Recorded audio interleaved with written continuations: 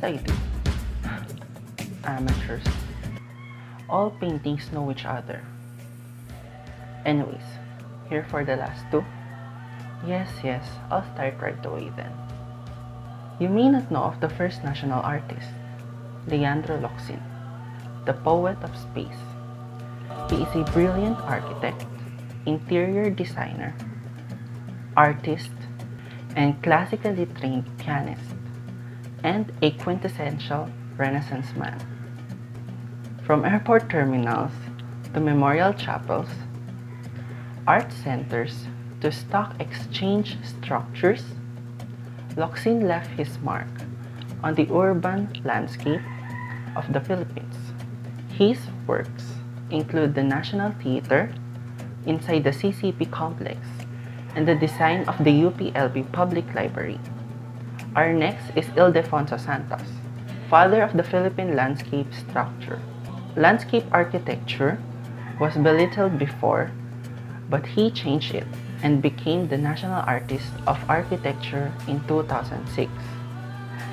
His accomplishments are the Makati Commercial Center and revitalizing Manila's Paco Park. Our third is Pablo Antonio, a pioneer and the foremost architect of his time. He went on to revolutionize popular architecture in the Philippines, like buildings such as the Galaxy Theater, the Far Eastern University, and the Manila Polo Club, all of which are rendered in Antonio's signature style, clean lines, strong shapes, and simplicity. Our fourth is Juan Nactil, the son of veterans of the Philippine Revolution. He applied his newfound knowledge to Filipino structures and restored the home of national hero Jose Rizal. He worked on dozens of buildings like Manila Jockey Club, Quiapo Church, and the Mabini Shrine. The next is Francisco Manyosa, challenging architectural convention in his native country for 5 decades. His distinctive style, known as the contemporary tropical Filipino architecture, is a mixture of elements like coconut lumber, rattan, shell, thatch, and even indigenous textiles. The Coconut Palace at the CCP complex shows his style. Our last artist is Carlos Santos Viola, a devoted Catholic throughout his life. He created churches for all, designed in a style distinct from that of his contemporaries. The central temple he built for the Iglesia ni Cristo, for example, shows his passion for geometric shapes and perhaps, more than anything else, functionality. Yeah, those are your national artists and their accomplishments. You hear me? Right. Let's continue to the last chapter. Now that you're here besides Imus Cathedral, let me brief you with architectures here in our province. My dear friend told me that you went to Emilio Aguinaldo Shrine earlier, right? Right. It is actually where Emilio Aguinaldo was born, but used to be only a simple structure made of nipa and wood before renovations.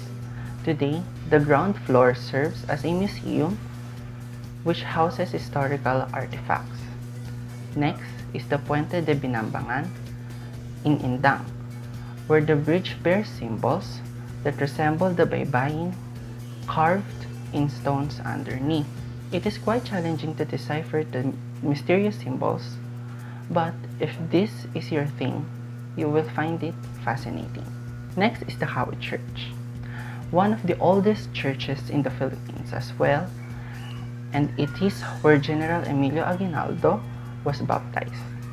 A few minutes away from his shrine, and you can locate this church. Simply put, the church is a cruciform architecture with single nave, primarily made of bricks, stone and wood. And last but not the least, the Imus Cathedral. This is an architectural prowess made from bricks and tough stone. During the Caracol Festival every October, its grounds become the site for traditional dance processions. It shows off old Hispanic architecture and gives an ambience to monastic life and spiritual meditation. And although colors are darkened, you cannot fail to notice its arches of red. Now that you know of it, get begun. But I hope you learn from it.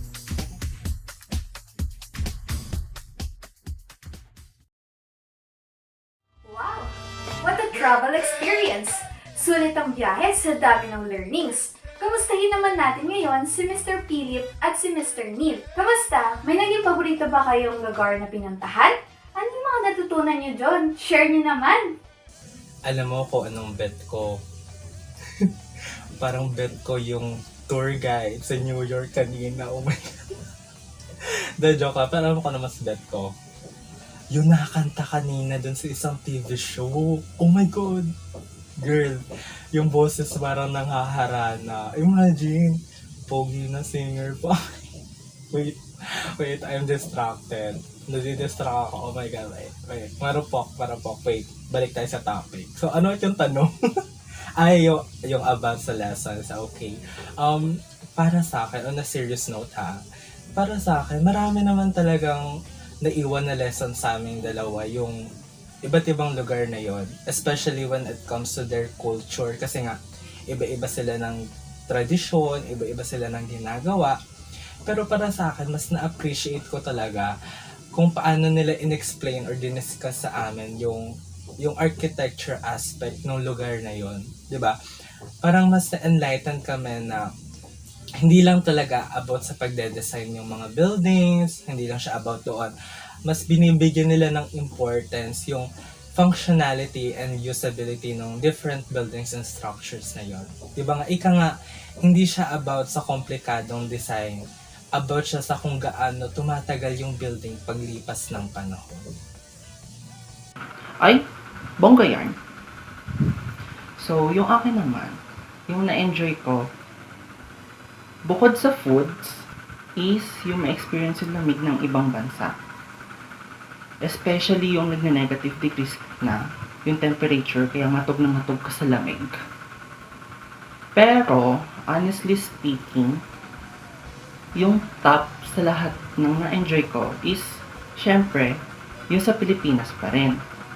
Siguro dahil naging sobrang connected ako dun sa kultura natin habang binabalikan yung mga nakaraan. Yung mga past na yan talaga. Ang hirap kalimutan. Charot. Ang naiwang learning sa akin is yung pagpapahalaga sa environment na meron tayo through architecture.